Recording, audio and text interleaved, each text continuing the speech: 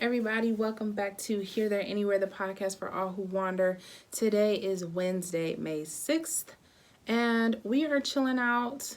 Kind of a low-key Wednesday, taking it easy. It's the middle of the week, just kind of taking a breather. But today's episode is entitled 24 Hours Anywhere. Get the most out of 24 hours, absolutely anywhere in the world. This episode is going to be talking about that today. But before we get into today's topic, go ahead and subscribe to the podcast, turn on your notifications, follow us on all of our social media, Instagram, YouTube, TripAdvisor, at HTAnywhere, and also sign up for our email list on our website at HTAnywhere.com. Now, usually, after this part, we'll go into some daily world news, but I'm not feeling the news right now, man.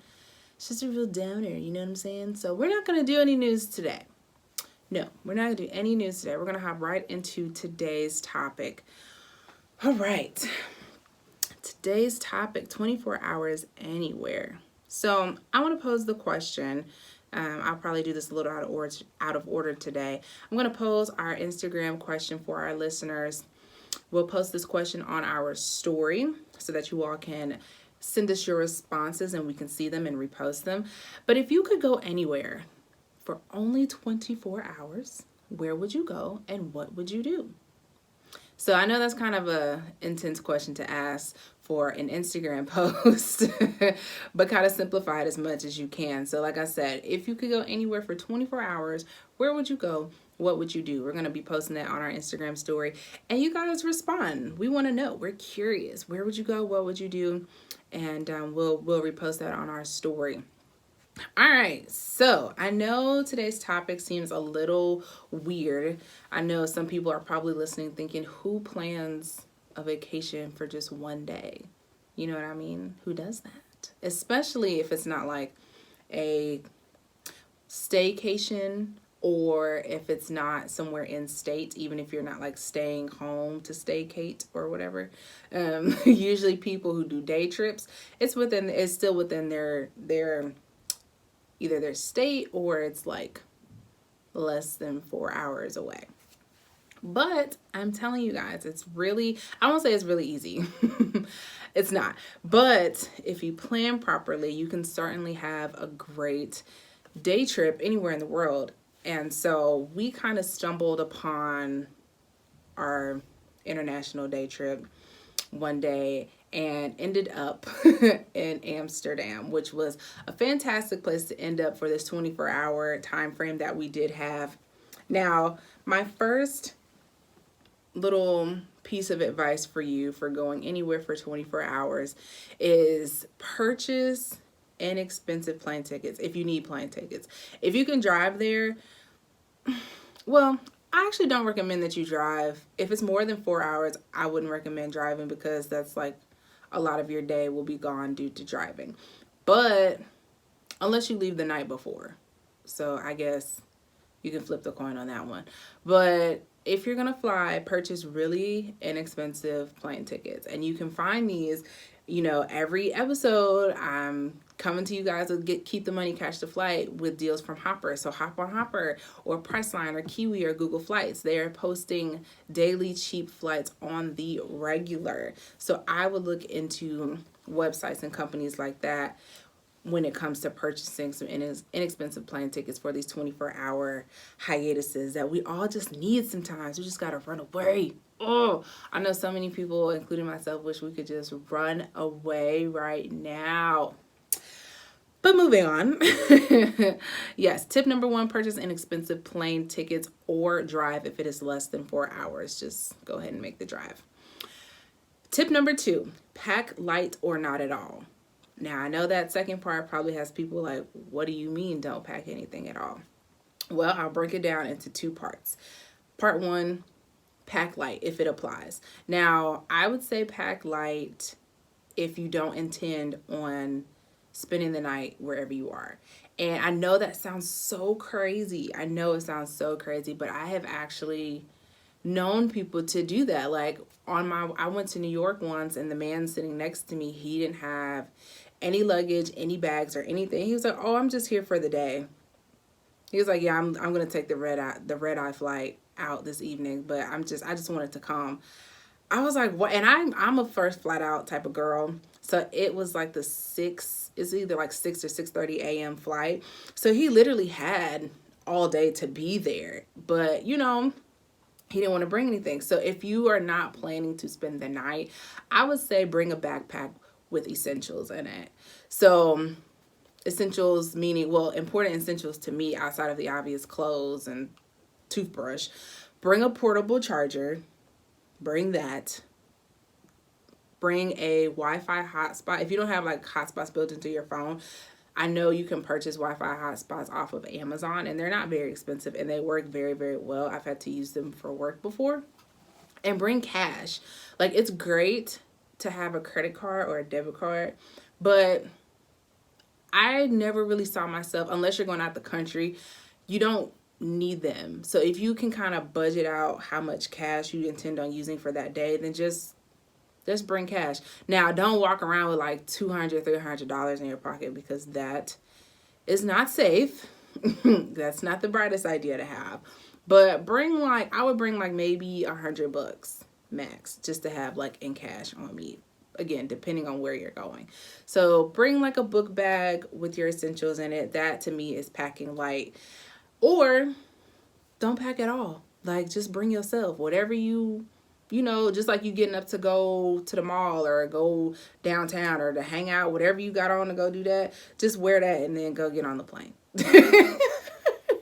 That way, you know, you're not tussling around with luggage. You're not carrying stuff.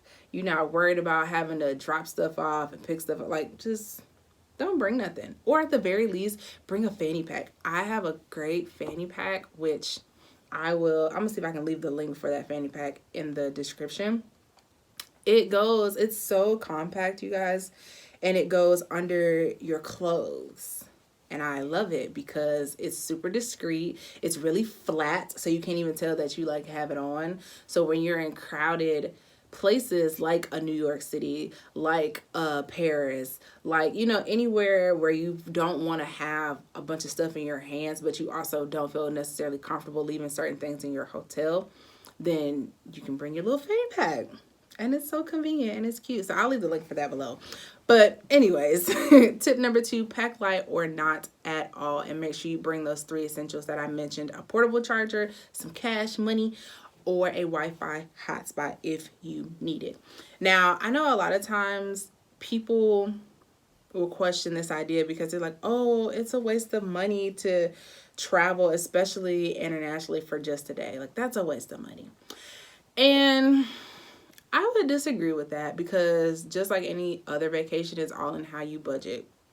Now, what you can do if you intend on doing one of these day trips, whether it's near or far, in order for you to save money, one of my tips would be to not book a hotel room unless you absolutely need to. Now, this can also vary depending on if you are traveling alone or if you're traveling with someone else, or at least like one other person. Now, the young man that I sat next to on that plane ride to New York, he was traveling alone. So it made sense why he didn't book a hotel room, or he was just like, oh, I'm gonna just catch the last flight out, because it's just him. Now, if it's me and my fiance, then more than likely we're gonna get a hotel room, because, you know, we're probably tired, we've been up all day, you know, everybody just needs time to relax before getting up again at crazy o'clock in the morning to go get on that first flight out. So, you know, that is dependent upon you and who you're traveling with. But if you don't have to, don't book a hotel room. That way, that saves a lot of money for you, especially if you do end up having to pay for a plane ticket if you're not going to drive. If you do want to have a hotel room, regardless of if you're traveling solo or not, and you have rewards points, use them. I am like a huge advocate for the rewards points, because it's a reason why you got them. Like, it's your reward yourself with this one night stay at this one place that you here for a short time, not a long time, and you want to be comfortable. So use your rewards points.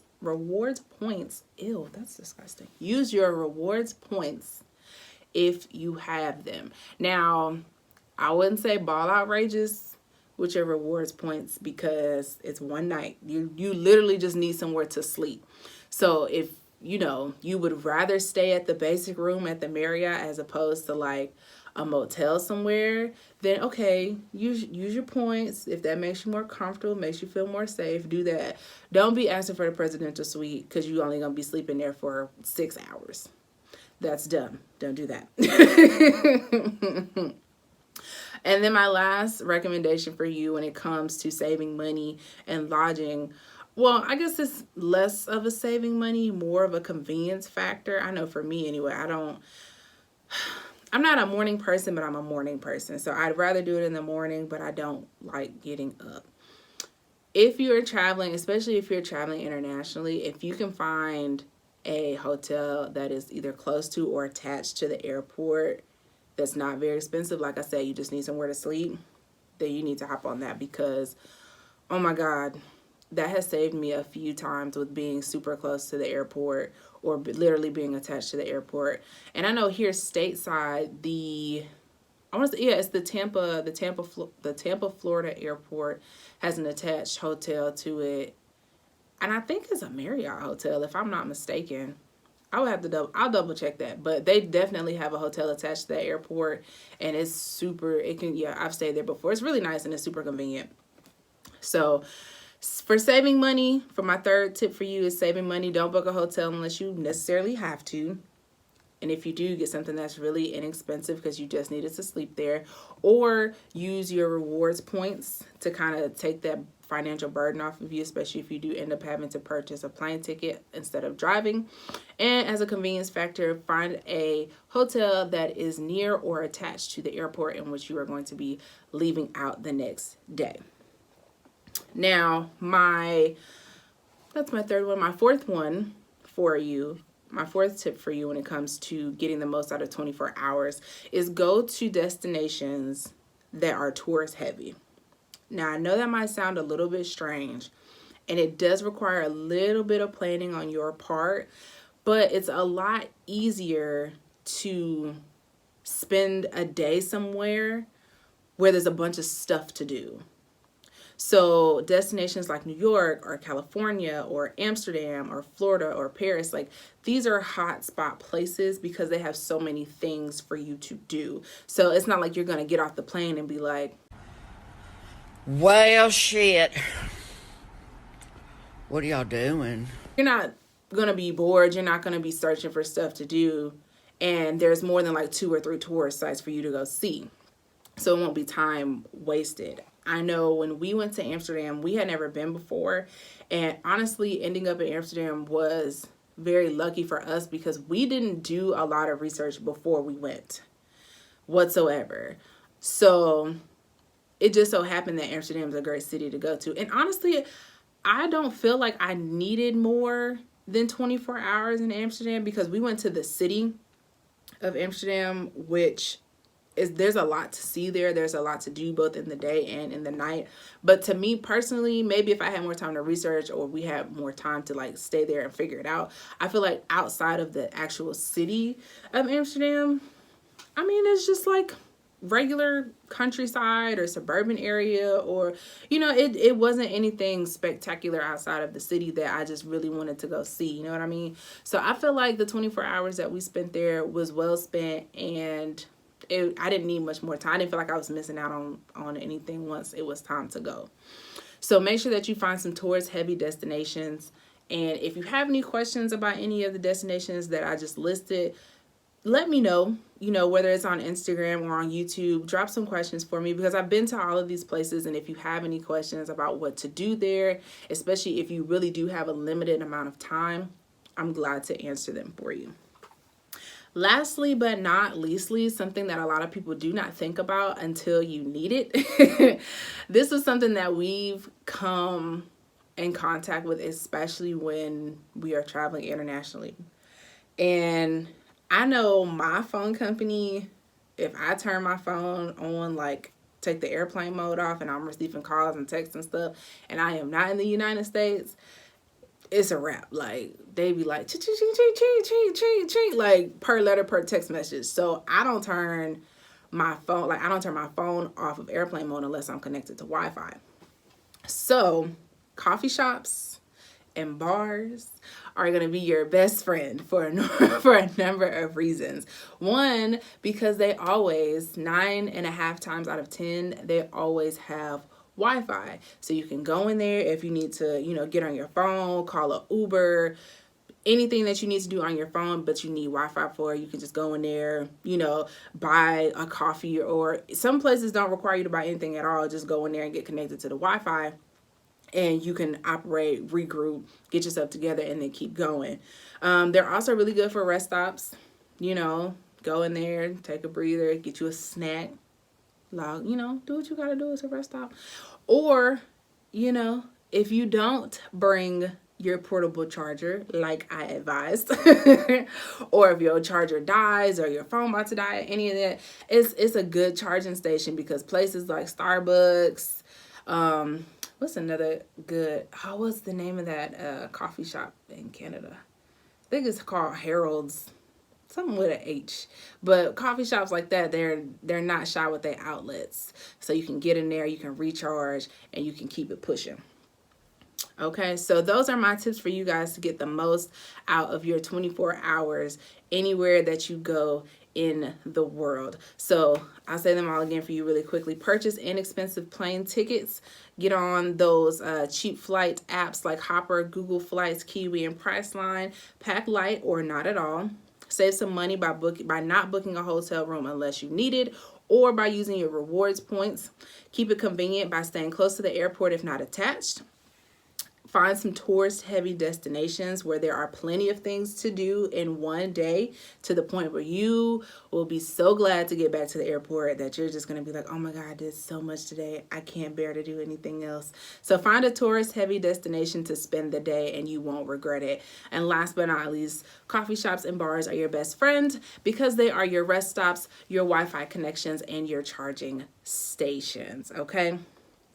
All right, you guys. So I hope that information it helped clarify today's topic a little bit better. And hopefully it makes you a little bit more comfortable to be adventurous and be like, you know what?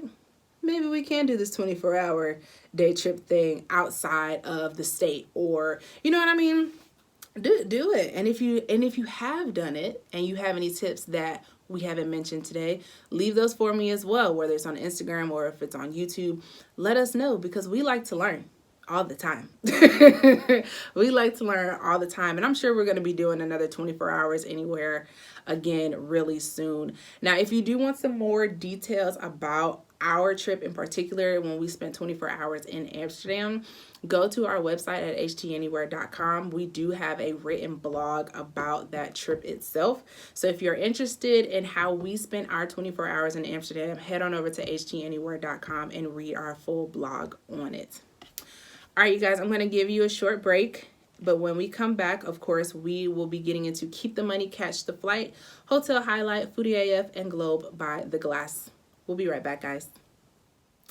Welcome back, everybody. Thanks for sticking around with us after the break. All right, let's go ahead and jump right into Keep the Money, Catch the Flight. Today's deals are coming to you from Hopper. Hopper is a travel app that you can download and find some great deals on flights and hotels. So make sure that you download the app Hopper. Now, usually I give you some flights flying out of Hartsfield, Jackson, and Atlanta, Georgia.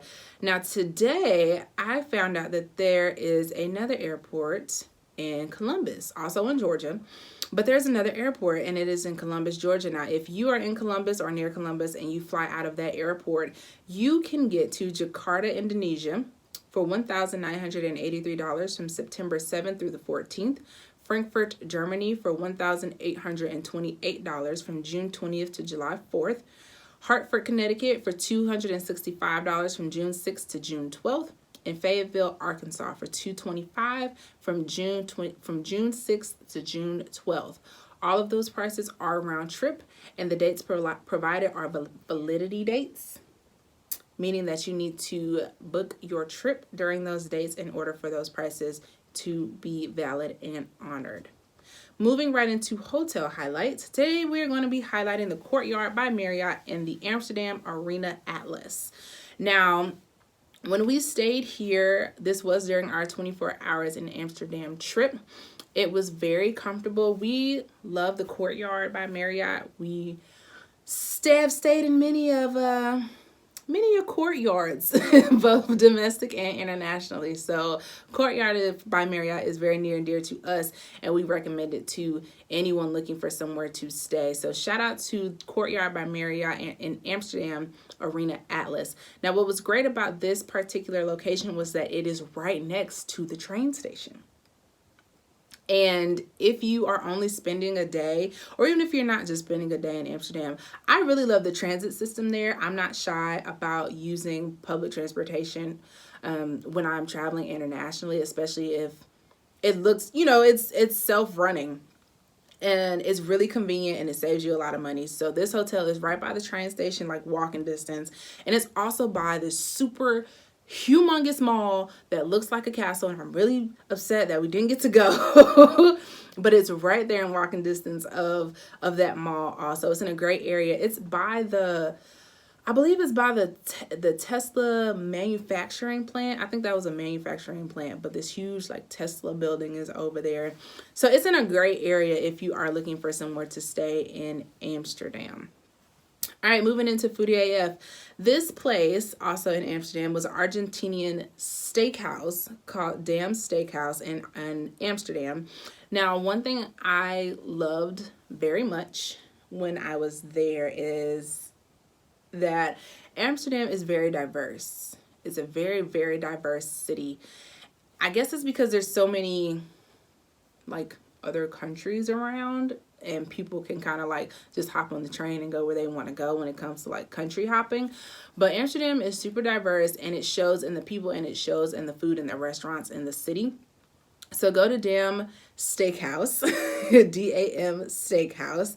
And it is, like I said, an Argentinian steakhouse. It was very, very good. Yes, this was pre-vegetarian me. And it was very good. We highly recommend it. So go check them out. Moving into Globe by the Glass. Today's drink is called the Amsterdam. The ingredients are 1 ounce of Genevieve, a ½ ounce of orange juice, 4 dashes of orange bitters, and ½ ounce of triple sec, and some ice cubes. Put it together, close your eyes, and you're in Amsterdam, baby. All right, you guys, that is all I have for you for today's show.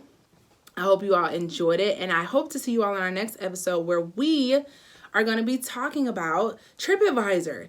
Next episode is entitled Tripping with TripAdvisor, Planning Made Easy. And I'm telling you, if you are like me, which is like the poster child for work smarter, not harder, you do not want to miss next episode, because TripAdvisor has so many hidden features I feel that people don't know about.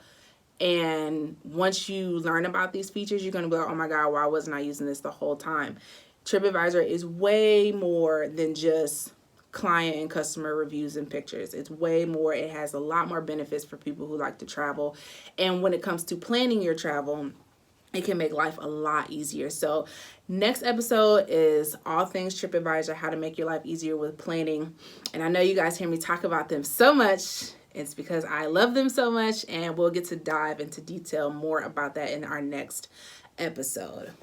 All right, you guys, make sure that you subscribe to the podcast. To all of our new listeners, thank you so much for sticking around with us. Make sure you just subscribe. And if you are not a new listener, thanks for coming back. We miss you, but I'm sure we'll see you again next episode. Make sure you follow us on all of our social media platforms, Instagram, YouTube, and TripAdvisor at HTAnywhere, as well as sign up for our email list on our website at HTAnywhere.com. Thank you guys so much again, and I will see you next time. Goodbye.